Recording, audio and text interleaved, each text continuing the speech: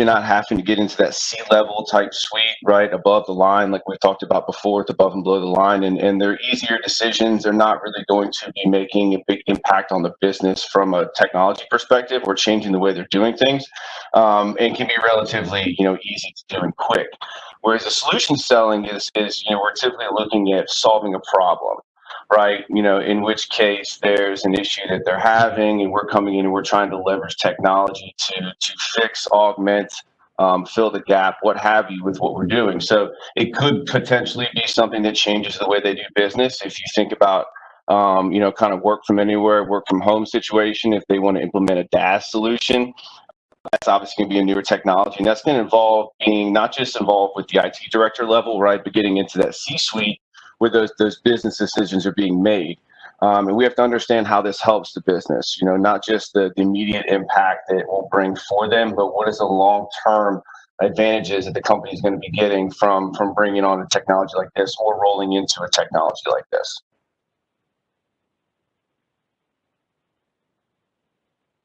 We go to the next slide, Mike. So why they remain at the top of the funnel? We see this, Mark and I at kind of the leadership level see this every single day. We see deals just kind of sitting there, and one of the questions that we're always trying to ask is, what can we do, right? Or what is the need here from the business? There is, for a company to bring in a new technology, if it's not something that is going to immediately affect their bottom line, there has to be some type of impact that's going to be happening from this technology that's going to be beneficial for that business, and typically more than one way. This can be driven from the top down, right, from a C-level perspective, or it can be brought to the attention to them from like more of an IT director level. But we really need to understand what is going on with the business and why are we here, right? So if we're looking at, if they say, maybe my CEO said, hey, I want you to look at desktop as a service because I read an article. That's probably not going to be a very good thing. Another one I see a lot with DaaS, which sometimes it comes to fruition and sometimes not, is we have workstation refresh coming up. So instead of us buying, $1,500 laptops, we're going to look to go into thin clients. It's like, well, that all looks great, but we're still changing the way they're doing business today from an employee perspective. So there needs to be something more to a little bit more pain. Same thing, right? We need DR, or we're at capacity with our hardware. A lot of those things can be fixed, right? They can be band-aided.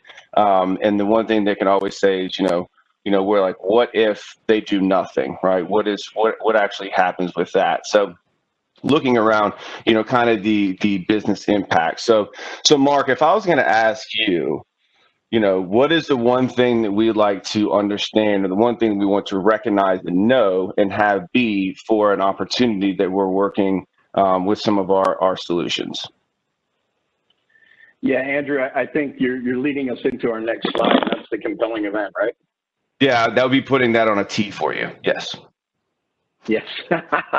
Well, that's why you're so good at what you do, Andrew. So let's talk about compelling events.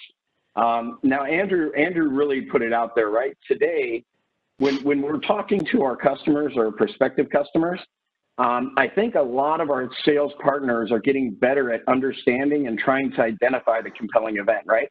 And if you feel as though the customer says to you, we need a DR solution, that's not a compelling event, guys. That is a request. We want to dig deeper in there, right? We want to understand what pain are we solving for, or what objective are we solving for, to really get into what that compelling event is. And compelling events range, right? They range across the entire scenario. And here in a few moments, Andrew and I are actually going to do a role play of an actual customer that we were on the phone with, and with a sales partner who after the conversation actually applauded us for digging in really deep. And that's really what we're talking about doing here. When we're going for the compelling event, we need to follow all of our standard steps of the sale. And when we get to the part of why are we here for you, Mr. Customer, we like to say, why are we doing this? Why are we doing this now?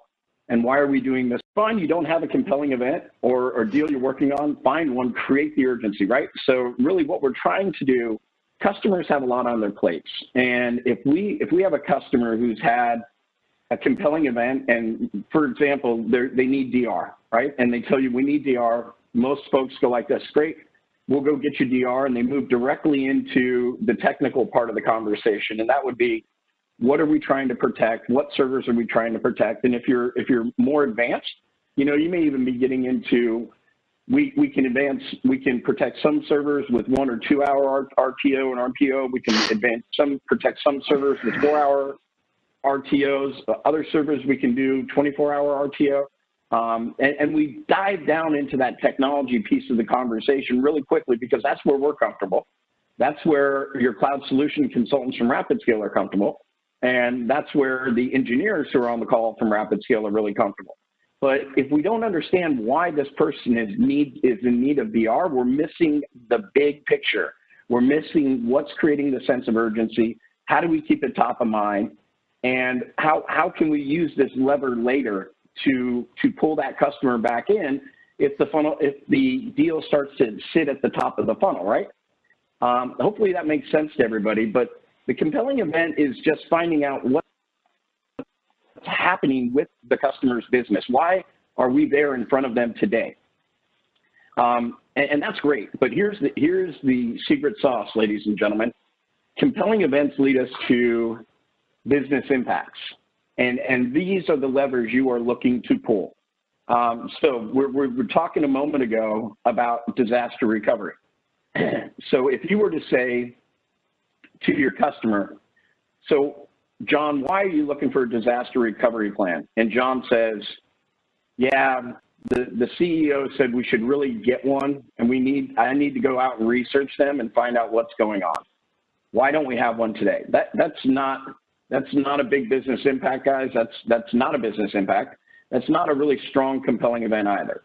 Now, if you were to say, and this is a true story, if I said, John, you know, why are you putting together a project for a disaster recovery solution? And he says, because we're out of compliance and I've got 3 months to get it done or I'm fired. Well, that's a pretty good business impact, guys. We're out of compliance, right? The sense of urgency is there. We know this is a top priority for that business. And John even gave me a little bit more in that John said, hey, if I don't get this done in 3 months, I'm out of here. I'm fired. So I think it's safe to say John is going to be really, really excited and driven to get this thing done. It's going to be a priority if he wants to keep his job. So if you start to think about compelling events, and as we're doing this webinar today, Andrew, I'm thinking to myself, we should create another document, a tools document to share with folks, and that should be the top compelling events we see all the time in the cloud and the business impacts of those. So just from doing this with you guys together today, we'll add another tool to your tool belt, and we'll send another document out to you guys. I know we already have it in place, but we'll add that document. Unfortunately, we don't have it here in the slides today, but we'll add that. Hopefully that'll be a tool that you can use when you're in front of your customers. But that's guys, those are the business impacts. The business impacts or the business outcomes are really what we're looking for. This gives us the levers we need to go back to the business if that deal stalls and say to them, at our discovery meeting, John, you told us if you didn't have this done in 3 months, you were going to lose your job. Has something changed? Right? John says, no, nothing's changed. I'm just really busy. Well, John, let us help you get this done and keep your job. If we just know that John wants a DR solution, it doesn't give us a lot to go back for. So hopefully you guys are grasping this really vital piece of it. And really, it's about how we gather this information that we'll talk about at the end of the call today. That I think you guys, well, we're going to demonstrate it here for you in a moment, but I think at the end of the call, you'll really be able to put all this together. But I mean, compelling events and business impacts, those are different, Andrew, depending on who we're with, right? Yeah, they are. And the other thing I'll add to this, and you know, Mark and I are digging into, you know, the reasons behind and the whys, but you know, just because, I mean, it's still an opportunity. If they say they need DR, it's still an opportunity for you, and it's something you need to address, right? Well, the spirit of this conversation is to have you think a little bit past that surface level of them telling you what they need and you reacting, and being a more, you know, consultative bringing a more consultative approach, understanding their business, how it's impacting their business, and so on and so forth, so that you just continue to strengthen your position there. I alluded to the different buyer types a little bit earlier, right? Above and below the line. We've been saying this for quite a while now, and it remains very true. Again, commodity type services typically don't need to go above the line. They can stay below the line. Those guys can have the power of signature, right? They can sign the paperwork. They can make those decisions. But when we're getting into more disruptive technologies, I guess would be a way to say, where we actually are changing what they're doing. If it's if they're traditionally on-prem and they're going to a cloud platform, maybe bringing in some managed services, displacing an existing provider or what have you, those are going to be business decisions that are going to have to be made at the C level for the most part. Or if he doesn't sign them, they're going to at least have to bless it, right, before we get to eat. So it's something to be aware of, because a lot of folks, a lot of partners we work with, they've stayed, and this is no disrespect to anybody, they stay kind of below the line, and you've been able to, right, with some of the services and the relationships you have within those businesses. But when we start getting into foreign territory for companies, really more so than yourselves as partners, that's where we need to understand that there could be some fear, uncertainty out on the customer side, and we got to get in there with them and understand what their needs are, what makes them tick, and how they operate. For example, if the decision maker is a CFO, we probably need to have a pretty good financial conversation around, if it's the business impact, what is the impact of downtime for the company? If it's DR, what does it look like from a security breach perspective? If it's the COVID situation with work for home, right? What does that look like to have them get some type of data integrity wrapped around, security policy wrapped around how they're working, the ability to access core applications, limiting any types of single points of failure. So all those things kind of come into play, and based off of who we're talking to. But we really need to have that access. And these are all things. Listen, Mark and I train our folks, the CSCs out there, your CSCs. We harp on this constantly. We do lots of deal reviews, and we're asking these same questions to them that we need to try to understand, so that we can help guide that situation and essentially close the business and ensure they have the right solution. Good deal, Andrew. So basically what we're doing here today in this training is hoping that a lot of our sales partners who are listening to us today are going to be looking at this and saying, hey, we see the value in what you guys are talking about, and we understand that if we can gather this information at the front end with the customer, we're going to really, really qualify that customer, number one. And I'm excited to get to the toolbox later here, guys. But number two, you're going to become a trusted advisor to your clients, guys. When you start to really get into how their business is operating and how it's running, and you're helping them make decisions that change the way their business functions, you become very valuable to that customer, and you become extremely sticky. So we're gonna talk about a actual conversation that was had with a customer and a CSC and a partner and a sales engineer, and I believe this was mine or Andrew's. I'm not sure whose. Oh, it was probably mine. I don't even know what we're getting ready to talk about, so it was probably not mine. It's mine. So the name of the customer has been changed to protect the innocent. So in this role play, Mark Szotkowski, that's me. I'm going to be the director of IT, and my company is Kermit Orthopedic Center. And yes, that's Kermit the Frog, for anybody who was thinking about that. Andrew is going to be a sales partner or a CSC. And this is the example of a discovery call we had not too long ago. In essence of time, we're going to drill into the compelling event and the business impact, understanding in this actual meeting, we had already established a timeline, already gone through building some credibility of RapidScale and building rapport with the customer. So we're going to dive right into it. So Andrew, as the sales partner, has worked with this customer in the past. He sold them an MPLS for 10 locations, and it's a southeastern healthcare company. So Andrew, you want to go ahead and jump in? Yeah. So Mark, wanted to catch up with you, see how everything's going within the COVID times. I know that when I reached out recently, you said that you had some urgent matters to speak to me on. So I wanted to, kind of dig into that and see how we can help out. Yeah, man, COVID, Andrew, I appreciate you calling me. I really wanted to talk to you initially about, our MPLS network and what we're doing with that, because we've got a lot of people working from home. But I got to tell you, man, I've got a really big priority on my desk right now. We had a security breach, and that's really what I've got to be focused on. So maybe you and I can reschedule this conversation and connect maybe next month and talk about the MPLS. I've got to take care of the security breach that hit me last week. Yeah, so I mean, we certainly we can put the conversation on the MPLS off. But talk to me a little bit about the security breach. Was this internal? Was it external? Was there a phishing attack? Tell me exactly what happened, because we do have some solutions for this potentially, but I'd like to understand a little bit more about the issue you have. Yeah, it's funny, Andrew. I didn't even know that you guys did security, but hey, if you can help me, I'd love to talk to you about it. Yeah, we had an employee open a ransomware email. I mean, it happens all the time. Unfortunately, this employee is the admin to our CFO, so she's got way more access than she should have had in Active Directory, and she encrypted most of our data. Wow. Well, I mean, it's I'd be lying if I said it was the first time I've heard it, because since this COVID situation, phishing attacks are certainly on the very top of the security breach list. So what exactly happened when she opened that? I mean, was there a ransomware attack? Did you guys have any type of backups in place? I mean, first, are you back up and running, or is there any other situations going on like that that's causing downtime?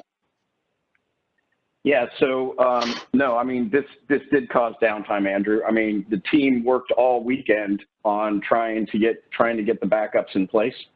And to be fair to who opened the ransomware, I looked at the email afterwards. It looked real, man. It looked like it was one of our customers.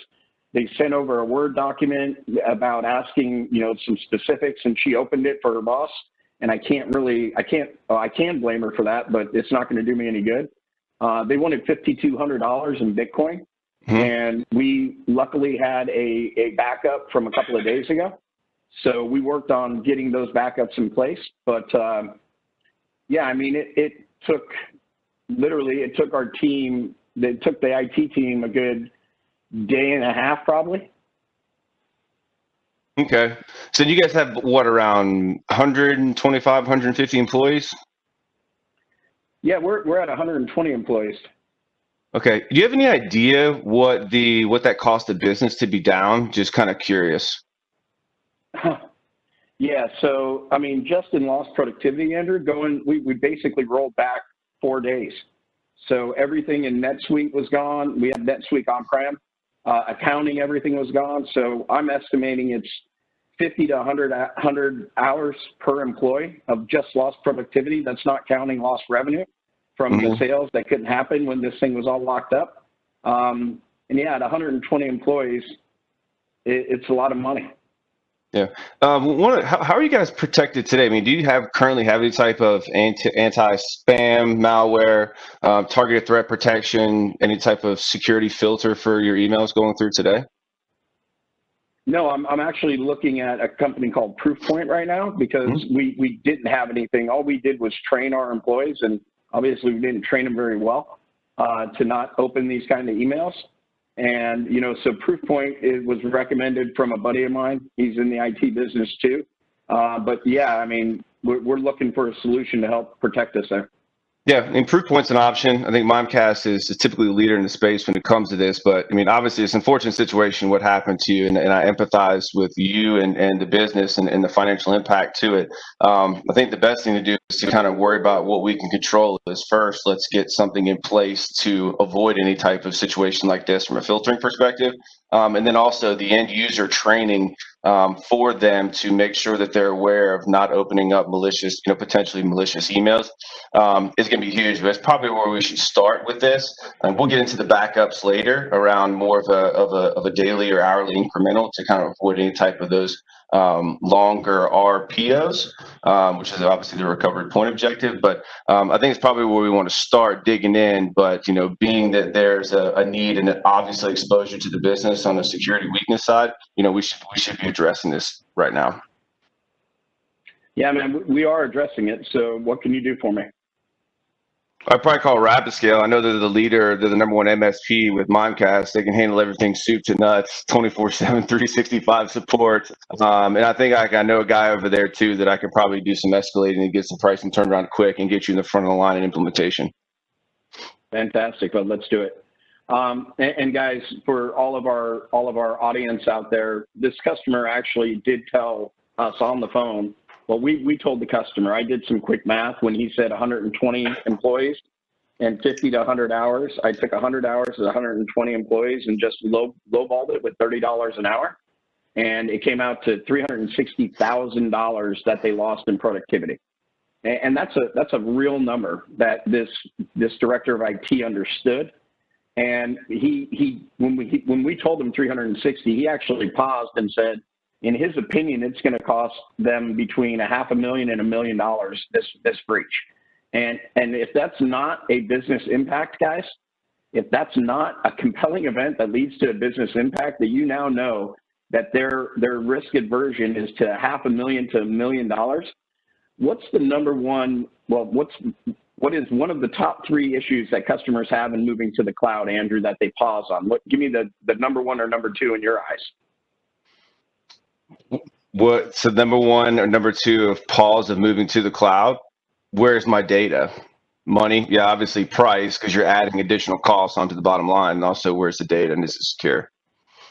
Right.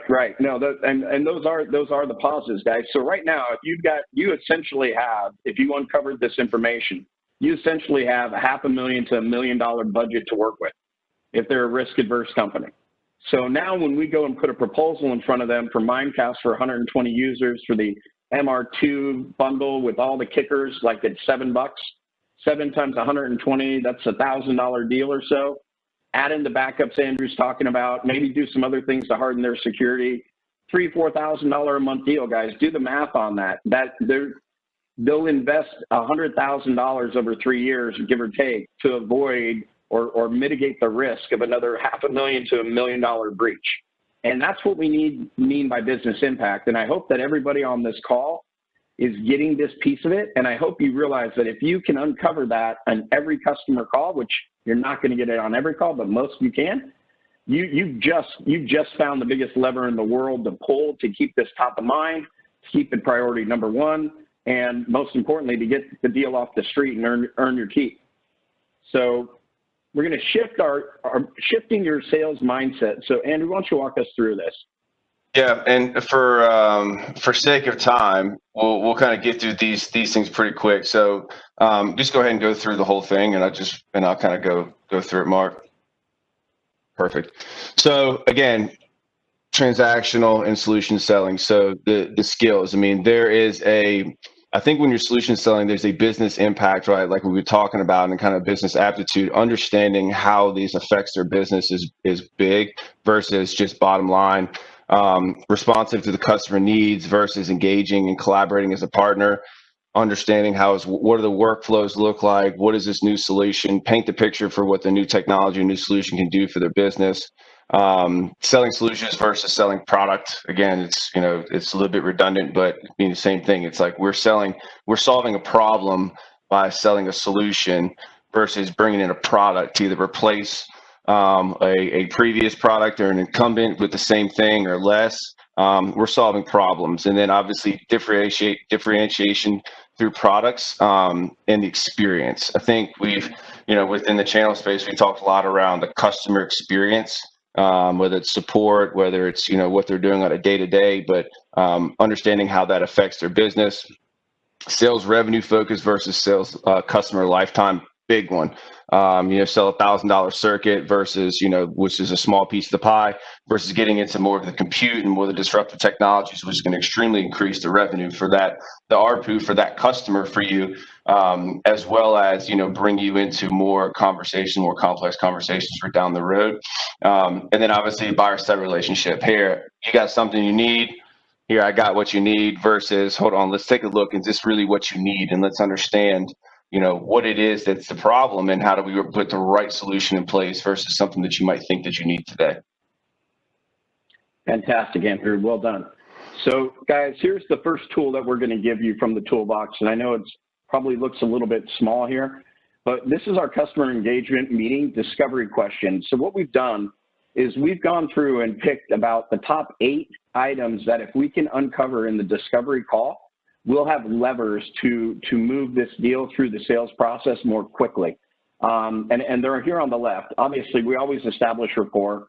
What's the project viability? What is the compelling event? What's the business impact? What's the project timeline? Who's the competition? What's the decision-making process? And is budget here? And we've done is not just give you these questions to ask like this. We've actually given you a conversational format to follow. And you heard Andrew and I demonstrating that before. It wasn't Andrew just rattling off a bunch of questions at me. It was Andrew asking me questions, stepping back, listening, and then after I finished speaking, he did a follow-up question. And that's the key to success with solution selling. It's get that follow-up question and move the sale through the sales process. Understand the levers and know that, hey, if I ask my customer, it's a big question on what's your timeline, and the customer says to you, yeah, we want to get this up in Q1. Most people accept that. If that were said to me, I would say, so are we saying that, you know, Q1 is 3 months? Are you saying you want to be up and running in production on January 1st for the new calendar year? And then the customer is going to come back to me and say, yeah, that's my target, but I'm willing to let it slide into further in the quarter. Well, at least now I have a target date and I can work backwards for a customer signature. And I think everybody's familiar with that. And we will share this with the group. Here is your channel map, guys. Know who your cloud solution consultant is, your CSC. We're going to send this map to you, and the map that we send out will actually have their contact information as well. And then we are at time, but Summer, I'll ask if there were any questions that you weren't able to answer. I will just ask one, and then let's wrap it up. Does this approach change based on the vertical you're dealing with? I'll take the first answer, and then Andrew can add on if he'd like. No, it doesn't. This is in any vertical that we're within. When you're in a healthcare vertical or a manufacturing vertical, your cadence will change a little bit. You'll have more knowledge on what that industry is that you're selling to, but you're still looking to achieve all the same goals. Yeah, and I'll add one thing to that. I'd say the only thing that might change also is compliance. If it's a compliance-driven vertical, then that could become something that's of a compelling event or incorporated within the business impact or the compelling event. Great answer, Andrew. Okay, with that, we're at 9:31 here on the West Coast, 12:31 on the East. Thank you, everybody, for joining the call today. We will answer the rest of the questions. We'll give you the toolbox. We'll add another document to the toolbox. And everybody have a great rest of your day. Make October great, and we'll talk to you all soon. Thank you much. Thanks, everybody. Everybody be good.